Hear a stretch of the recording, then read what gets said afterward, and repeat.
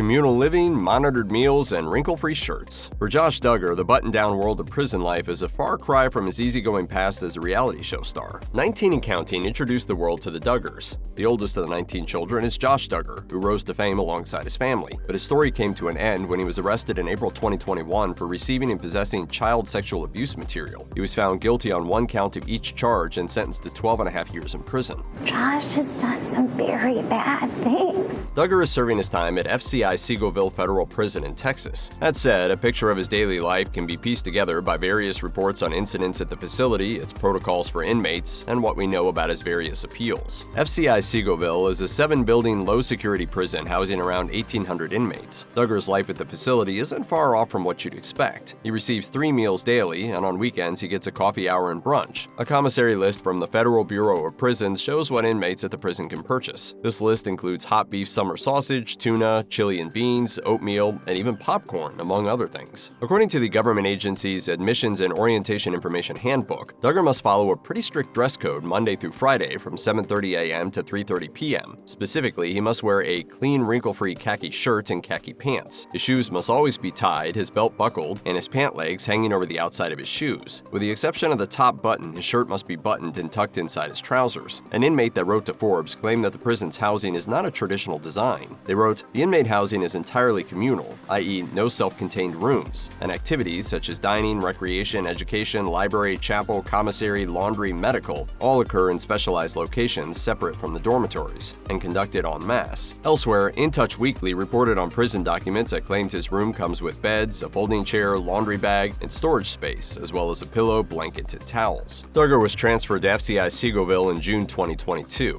Just over a year later, in July 2023, the U.S. Sun reported that the prison was being scorched by a record-breaking Texas heat wave amid no air conditioning, with some inmates even passing out. A loved one of a convict told the outlet, "Most of the buildings in Seagoville don't have air conditioning for the inmates." At the time, temperatures in Seagoville, a suburb of Dallas just southeast of the city, skyrocketed into the 90s and 100s. The next month, inmates told the Fort Worth Star-Telegram that temperatures had reached at least 100 degrees. Some people passed out, others had seizures, and one officer at the facility was even hospitalized. Robert Freeman, president of the officers union at the prison, commented on the apparently vicious conditions at the time, telling the outlet, "No one should have to go through the conditions the officers and inmates are going through." Duggar has appealed his sentence 2 times since being put behind bars, once in 2022 to the 8th U.S. Circuit Court of Appeals, and again in February 2024 to the Supreme Court. In the first case, Duggar's lawyer asked for a new trial, claiming that law enforcement seized his phone during the raid on Wholesale Motor Cars, the Arkansas car dealership he owned. At the time of the surprise search, Duggar was allegedly trying to contact legal representation, but the court ruled that he voluntarily acquiesced to questioning. Little Rock police determined a computer at Duggar's business to be the source of child sexual abuse material that was being shared on the internet and arrested him on site. The court subsequently denied his appeal. The second appeal asked the Supreme Court to consider his alternative perpetrator theory. This theory suggested that Duggar's former employee, Caleb Williams, was a culprit who shared the material at his business. The Supreme Court, however, once again denied his appeal.